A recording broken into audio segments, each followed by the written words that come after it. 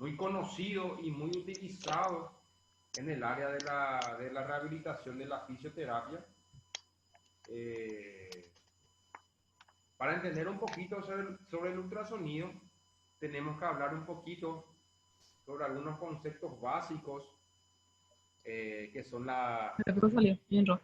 las leyes de la fisioterapia, de las fototerapias, ¿sí? Estas se llaman leyes físicas de la luminoterapia o de la fototerapia. Tiene 4 leyes muy importantes. La primera ley, ley del universo del cuadrado de la distancia. En la medida que se separa el foco emisor, el infrarrojo, de la superficie de tratamiento, esta pierde significativamente la energía. Esta ley se evidencia cada día cuando se aplican diferentes radiaciones en el ámbito de la fisioterapia. O sea, el ley del cuadrado a la distancia quiere decir que cuando el foco está mucho más cerca a la piel del paciente, ¿qué va a pasar? Va a ser más caliente, evidentemente. Y cuando se aleja el foco más de la piel del paciente, evidentemente el calor va a ser menor. Esa es la ley del cuadrado de la distancia.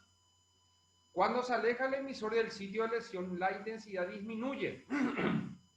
Evidentemente la intensidad, porque el infrarrojo, la luz del infrarrojo, hay 2 tipos de focos. Uno es de 150 vatios y otro es de 250 vatios. Su intensidad ya viene ya establecida, o sea, la potencia. Hay de 150 y de 250. Evidentemente el de 150 va a ser un poco más chico y el de 250 va a ser un poco más grande el foco. Entonces, la intensidad que nosotros vamos a darle al paciente, la intensidad depende de la distancia del foco. Cuando se aleja el emisor del sitio de lesión, la intensidad disminuye en correspondencia y por ende disminuye la dosis aplicada. Este hecho por sí solo puede ser la causa del fracaso de un programa de tratamiento cuando se aplica menos de la dosificación propuesta. Dependiendo de la patología que el paciente tenga y cuál sea tu objetivo de tratamiento, vos vas a aplicar el foco, el infrarrojo con un calor intenso o con un calor moderado. Si vos, por ejemplo, al paciente querés aplicarle infrarrojo en la rodilla, por ejemplo, para que entre en calor, para que, para que se produzca calor, para que reblandezca los tejidos, el tiempo de aplicación tiene que ser menor y el calor tampoco tiene que ser muy intenso. En cambio, si vos querés aplicar el infrarrojo en una rodilla rígida, dura, que no se puede mover por una contractura o por un acortamiento, evidentemente el calor tiene que ser un poquito más intenso para poder reblandecer más esa estructura que nosotros queremos mover. Entonces, esa es la primera ley del cuadrado de la distancia. Vamos a la segunda ley. Ley del coseno de Lambert. Establece que la máxima intensidad de la irradiación, o sea, de la luz, sobre una superficie se obtiene cuando el haz incide perpendicularmente sobre esta. ¿Qué quiere decir? Que para que la radiación, para que la luz del infrarrojo sea efectiva para el paciente, vamos a suponer que este es el foco, acá tengo la piel, este es el foco. Si yo aplico el foco en esta dirección, ¿sí? Y quiero aplicar en esta dirección, no es 90 grados, 90 grados es así, es perpendicular. Entonces, para que sea 100% efectiva la radiación, la luz tiene que caer de forma perpendicular, tiene que venir, la luz tiene que tener esta incidencia. Si la incidencia es de costado y no forma, como vemos aquí, esto, un ángulo de 90 grados acá, el calor no va a ser totalmente absorbido por la piel del paciente y por ende no va a ser efectiva. Tiene que ser a 100 a 90 grados acá para que sea efectiva, como está acá en la imagen. ¿Ven? Esto se está aplicando en la zona lumbar y el foco está de arriba hacia abajo, de forma perpendicular. Si la incidencia no es perpendicular por el fenómeno de reflexión, se pierde parte de la radiación y por tanto disminuye la intensidad. Evidentemente, no va a ser efectiva. Acá, por ejemplo, la luz, también en esta imagen es de forma perpendicular, entonces la intensidad del calor es más fuerte y por ende el efecto que nosotros queremos buscar con el paciente es más efectivo. Al contrario, en esto, acá por ejemplo forma un grado o un ángulo de 60 grados, entonces no es efectiva. En regiones corporales que son de forma cónica se debe tratar en lo posible que la zona objeto de tratamiento quede en una ubicación perpendicular al sentido del desplazamiento de la radiación. O sea, si nosotros queremos, por ejemplo, colocarle al paciente el infrarrojo en la zona lumbar y el paciente es una persona obesa, no puede mantener esta posición por mucho tiempo porque los pulmones no se van a expandir correctamente, entonces simplemente se le pone al paciente de decúbito lateral. Si el paciente está en esta posición y la luz era así, entonces vos simplemente le pones de forma lateral y la luz tiene que venir así. ¿Se entiende, chicos? Chicas, ¿se entiende? ¿Sí? Sí. Sí. Bueno, vamos a la tercera ley. Ley de Busen-Roscoe. Establece que el producto de la intensidad de la radiación por el tiempo de aplicación se refiere a la importancia de un mínimo de intensidad para obtener los efectos y que esta intensidad está en relación inversamente proporcional al tiempo de aplicación. O sea, si vos querés aplicar, por ejemplo, en la muñeca y el foco colocas muy cerca, evidentemente la intensidad va a ser mucha, va a ser muy caliente. Y el tiempo de aplicación tiene que ser en menor tiempo, si no le vas a quemar al paciente.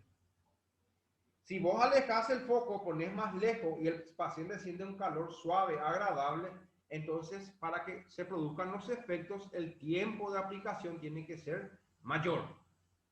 Por eso es inversamente proporcional. A mayor intensidad, menor tiempo. Y a menor intensidad, mayor tiempo de aplicación. La tercera ley. Y la cuarta ley es la ley de Brutus-Draper. Indica que desde el punto de vista de los efectos biológicos, siempre y cuando sea eficaz la radiación absorbida. ¿Qué quiere decir? En esta ley, toda la radiación tiene que ser absorbida por el paciente, por la piel del paciente, para que sea 100% efectiva. ¿De qué depende eso? Depende de la posición del foco. El foco siempre tiene que mirar de forma perpendicular. De este modo, en la metodología de tratamiento, cuando se calcula una dosis, se hace a partir de la energía que se va a absorber, por lo que se evita a toda costa la reflexión, la dispersión en nuestros tejidos. Además, se tiene en cuenta la capacidad de transmisión o penetración y la longitud de onda utilizada. Para que no ocurra la reflexión o dispersión, el foco tiene que mirar de forma perpendicular. Entonces ahí tenemos las 4 leyes de la luminoterapia o de la fototerapia, muy importantes para la utilización del infrarrojo y también muy importante para la utilización de la luz ultravioleta. Propiedades físicas de la luz cuando interactúan con los tejidos. Número 1, reflexión. Al interactuar con el tejido biológico, parte de los fotones de la luz pueden ser reflejadas en todas las interfaces. O sea, ¿qué quiere decir? Que cuando ingresa, esta es la luz, cuando la luz ingresa dentro de la piel del paciente, dentro de la piel del paciente se abre un abanico. Se abre así, así y así. Eso quiere decir reflexión. En el caso de la piel, en la interfase aire-epidermis, en la interfase epidermis-dermis y en la interfaz dermis, hipodermis y así sucesivamente en dependencia de la capacidad de penetración del haz incidente. O sea, la luz tiene que atravesar todas estas capas. ¿Y de qué depende eso? ¿De qué depende eso? De la piel del paciente. Depende de la piel del paciente. Entonces, muchas veces viene el haz no penetra y vuelve a irse para arriba. Eso se llama reflexión. La menor reflexión se produce cuando el haz o el foco del infrarrojo cae a 90 grados. O sea, si cae así la luz, la reflexión va a ser mínima, pero si cae de esta forma, la reflexión va a ser mucho mayor. Refracción. Tiene lugar siempre que un haz de luz pasa por un medio a otro con diferente índice de refracción. La consecuencia inmediata es la desviación de la trayectoria del dicho haz al atravesar la interfase entre ambos medios. Ejemplo práctico y más popular se observa en introducir una cuchara en un vaso de agua. ¿Qué pasa? Vos introducís la cuchara dentro del vaso de agua y por la densidad del agua, vos colocás la cuchara en esta posición, acá. Y la densidad del agua que hace que la cuchara se incline de este lado, o se incline de este lado, o se incline de este lado. Entonces, eso es la refracción de la luz. Dependiendo de la cantidad de líquido que haya dentro del tejido, la luz también puede sufrir este tipo de refracción, la desviación de la luz de un lado y de otro lado.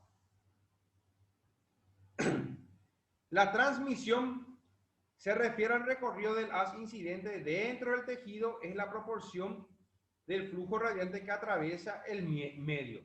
La transmisión es lo más importante en el infrarrojo, porque dependiendo de la transmisión del poder de penetración que tenga esta luz, va a producir los efectos que nosotros queremos buscar dentro de la piel del paciente.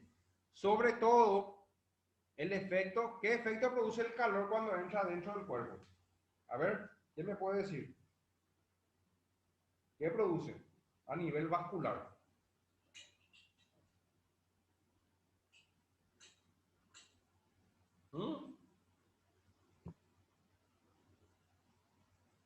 Tatiana, el reto. ¿Qué produce el calor cuando entra dentro del cuerpo? ¿Qué efecto produce a nivel de la arteria? ¿Qué produce? ¿Produce vasoconstricción o produce vasodilatación?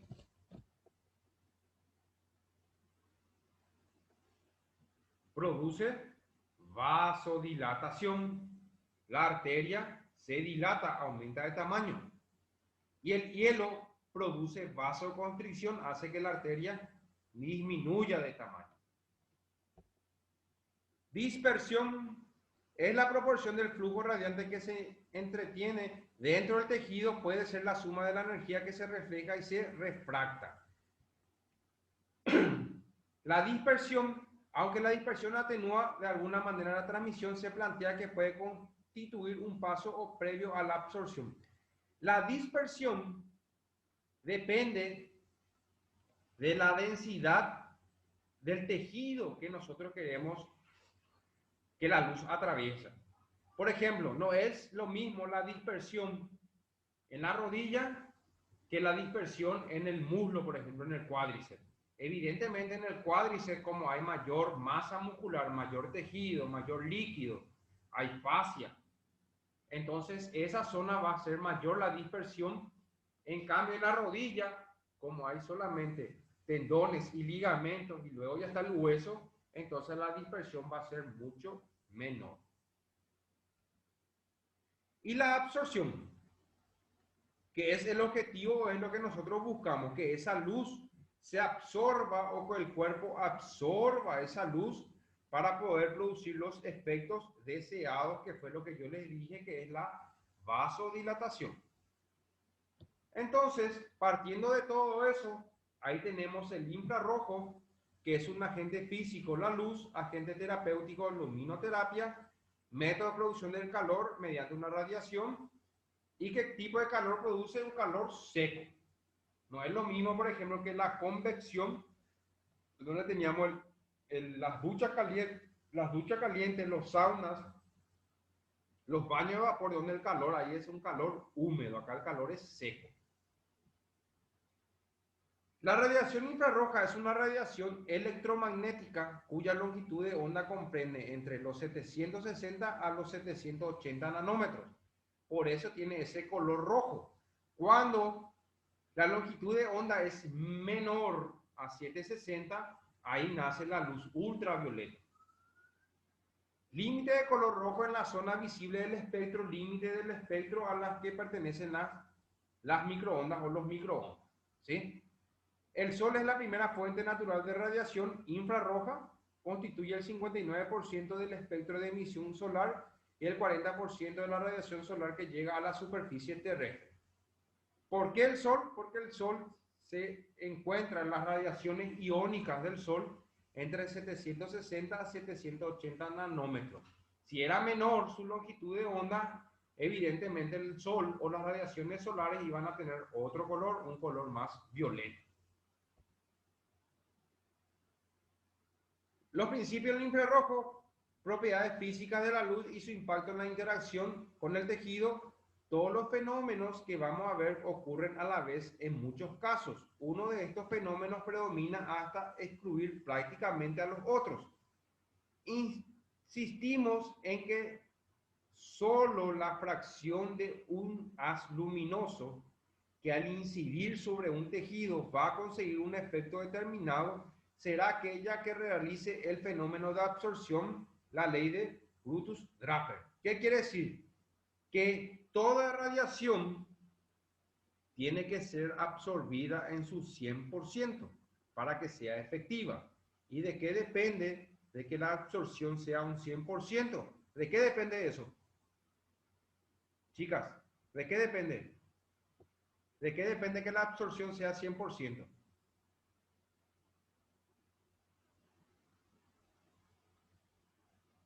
¿De qué depende? Depende de la orientación del foco. Tiene que caer de forma perpendicular para que sea 100% absorbida. No se olviden de eso.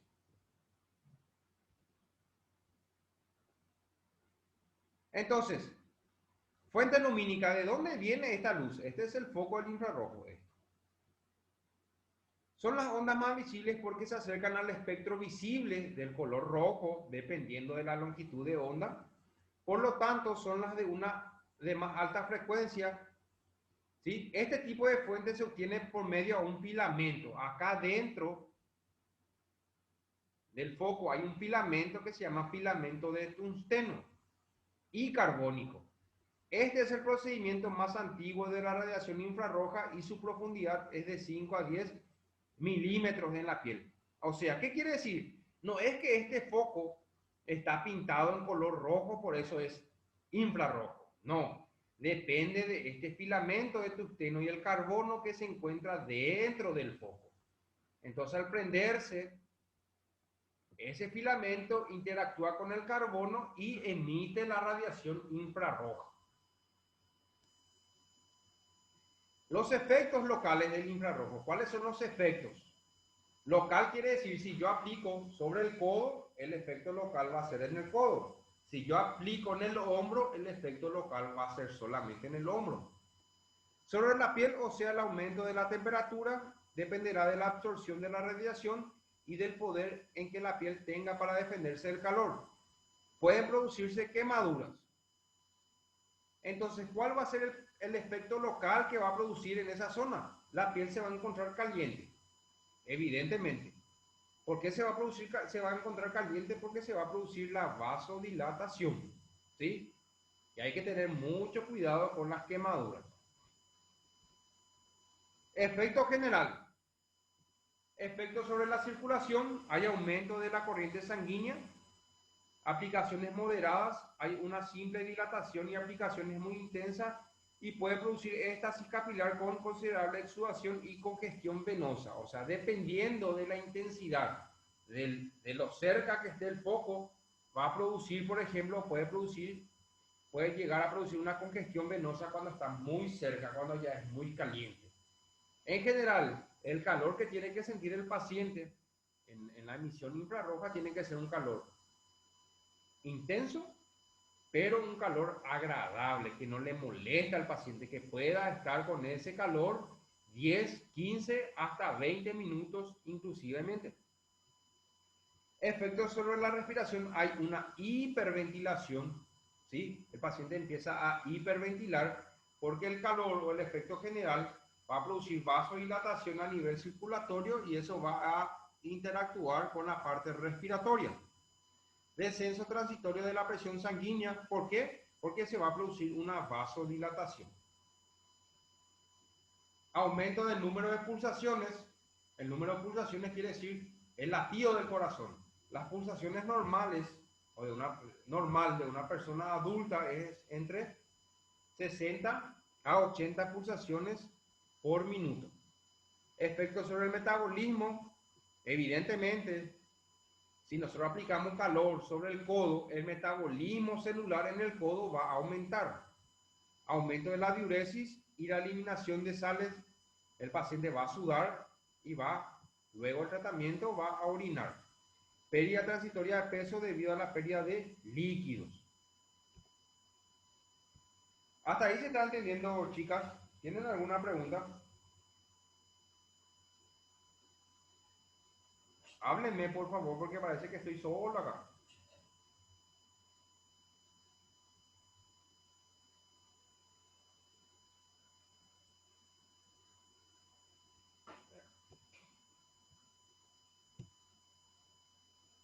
Hola.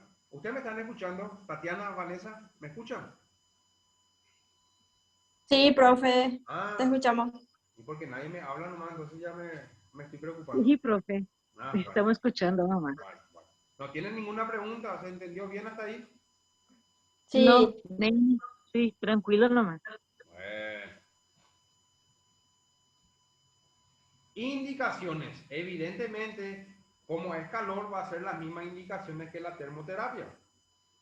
Procesos artríticos en articulaciones no profundas. Por ejemplo, si el paciente tiene una artritis en periodo subagudo crónico. ¿Ustedes saben cuál es la diferencia entre una artrosis y una artritis?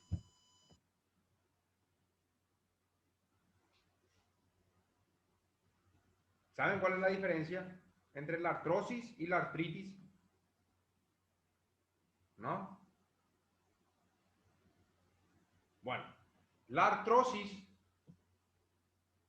es el desgaste del cartílago articular. La artrosis se puede producir de forma primaria o de forma secundaria. De forma primaria es cuando es hereditario. Y de forma secundaria, dependiendo de la actividad que vos realices, sos propenso a sufrir artrosis. Por ejemplo, los jugadores de básquetbol son propensos, una vez que se retiren a los 40, 45 años, a tener artrosis en la cadera y en las rodillas. Lo mismo los jugadores de fútbol. Y la artritis es una enfermedad autoinmune en donde el propio cuerpo ataca al cuerpo sin motivo y le lesiona. Y en la artritis lo que se lesiona es una bolsa, es la membrana sinovial de las articulaciones pequeñas. La artritis afecta a las articulaciones pequeñas, a las manos, por ejemplo. No sé si alguna vez vieron a algún paciente con artritis donde tienen todos los dedos todos deformados. Eso es artritis. Y la artrosis. Y, Vanessa, te escucho. Te escucho. No te escucho. Sí, profe, nosotros ya vimos. ¿Vieron paciente con artritis? Sí, Sí, y por tienen tanto nosotros ya presentamos un trabajo así. sí, y vieron que tienen las manos todas deformadas. Todo Sí, así. Exactamente. Eso es la artritis. En cambio, la artrosis es más frecuente en la cadera, en la rodilla, en el hombro, en la columna vertebral. Pacientes que tengan contracturas musculares, sobre todo en periodo, no se olviden, subagudo y crónico. Yo jugué fútbol hoy. Yo soy un buen jugador de fútbol, número 9. Entonces, jugué fútbol, se me contracturó, me pinchó allá atrás. ¿Qué voy a hacer? Yo siendo ya profesional, yo voy a saber qué hacer. ¿Y qué hay que hacer? Hay que aplicarle hielo. 48 a 72 horas. Recién después de las 72 horas se puede aplicar calor. Pero ¿qué hace la gente que no sabe? Se lesiona, les tira, lo primero que hace le pone esa pomada átomo, se empavona con eso. Evidentemente eso le va a lesionar más. Entonces siempre hay que poner hielo. Dolores de origen bioquímico, úlceras por decúbito, que usted ya, las famosas escaras, ¿sí?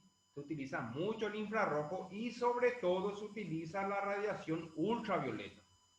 Déficit circulatorio superficial, déficit metabólico local y superficiales, tendinitis, tenosinovitis, capsulitis, esguince, proceso subagudo y crónico, ¿sí? Aunque cursen con moderado edema. Tenosinovitis es la inflamación de la membrana sinovial, ¿sí? La capsulitis es la inflamación de la cápsula articular, eso es capsulitis. Eritema, alteraciones dermatológicas, déficit debido a déficit circulatorio, procesos donde no puede aplicarse la termoterapia profunda, derrames articulares persistentes, previa valoración puede estar indicada la aplicación de en acceso puruleto, pero esta es una indicación relativa, ¿sí? Porque si el paciente tiene un absceso purulento y vuelve a aplicar calor, eso se va a dilatar más y el absceso va a salir. Estas son indicaciones relativas. Contraindicaciones: enfermedades cardiovasculares avanzadas, alteración de la circulación periférica, alteración de la sensibilidad, sobre todo en los pacientes diabéticos. Hay que tener mucho cuidado. Etapa aguda de la inflamación, pacientes con fiebre, heridas queloides, tromboflebitis y edemas agudos. Está contraindicado el calor.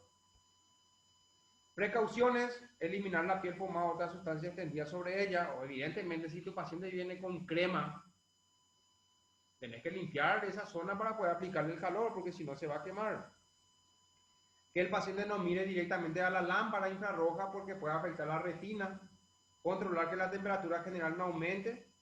Precaución por al aplicarlo sobre una zona en la que se localice osteosíntesis o unos milímetros de profundidad. Por ejemplo, si el paciente tiene una prótesis en rodilla, como en rodilla hay puro hueso, y vos le aplicás calor, va a quemar el metal y el metal te va a quemar.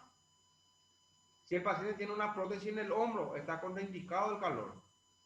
¿Se entiende? Porque no hay mucho músculo. En cambio en la cadera, como en la cadera hay más masa muscular, hay mayor tejido, entonces se puede aplicar el calor, el ultrasonido, pero de forma suave. Hay que alejar la lámpara, hay que ponerlo lejos.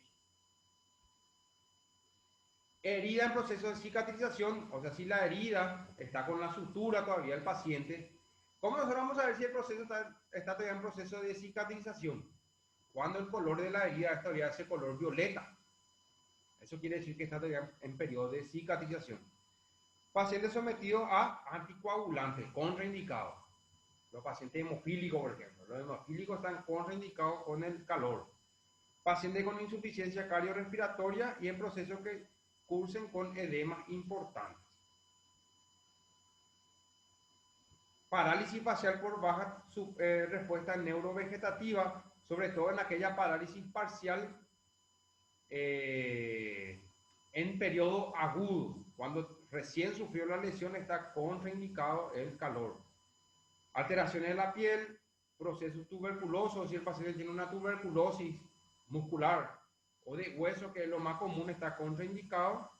Y precaución cuando la osteosíntesis se halle muy cerca de la piel, tanto para el calor como para el frío, que fue lo que le expliqué con la prótesis de rodilla, por ejemplo. Hay que tener mucho cuidado. Técnica de aplicación: El paciente tiene que estar acostado en la camilla, lo principal, tiene que estar acostado en la camilla de forma cómoda. El paciente tiene que estar cómodo primero. Si usted le pone boca para abajo, le es incómodo, le ponen de cúbito lateral. Si de cúbito lateral le es incómodo, le ponen sentado. Tienen que buscar la comodidad. Luego, se tiene que limpiar la piel, no tiene que tener ningún objeto metálico.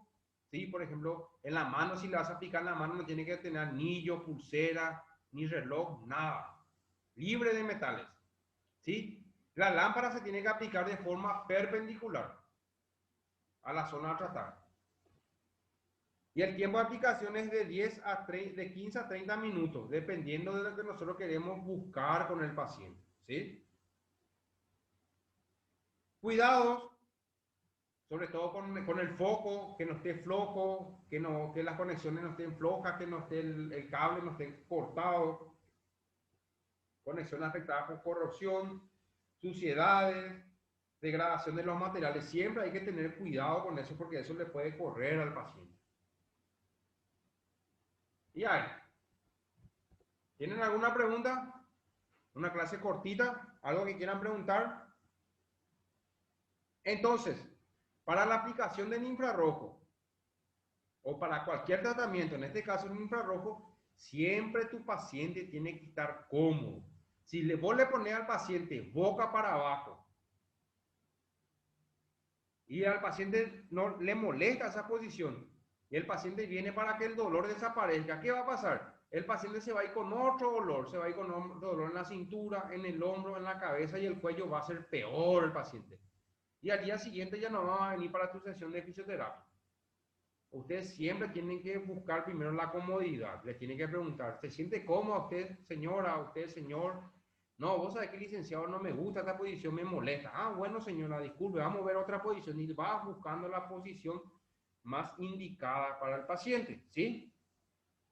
Y siempre el infrarrojo, hay que tener cuidado con la piel del paciente. Siempre hay que preguntarle si el paciente es diabético o no, porque los pacientes diabéticos tienen alterada la sensibilidad superficial. Siempre hay que preguntar. ¿Alguna patología de base? ¿Usted es diabética, señora? Ah, sí, yo soy diabética. ¿Está tratada? Sí, estoy tratada. Entonces el calor tiene que, o el foco tiene que estar de forma un poco lejos, no tienen que poner cerca del paciente, porque si no le va a quemar al paciente. ¿Escucharon, chicas? ¿Sí? Sí, profe. ¿Se entendió bien? Súper. ¿Súper bien? Bueno, entonces, yo mañana voy a estar alzando la clase en el grupo y mañana nos volvemos a conectar para nuestra siguiente clase. ¿Estamos? Dale, Sí. profe. Dale, profe, Dale, profe. gracias por hoy. Sí. No, gracias a ustedes y mañana nos vemos a las 8 nuevamente, ¿sí? Envío el Bueno, enlace en el dale, grupo, ¿sí? hasta mañana. Sí. Ok, bueno, cuídense. Chao, chicas. Chao, chao. Dale, chao. Chao. Chao, chao. Chao.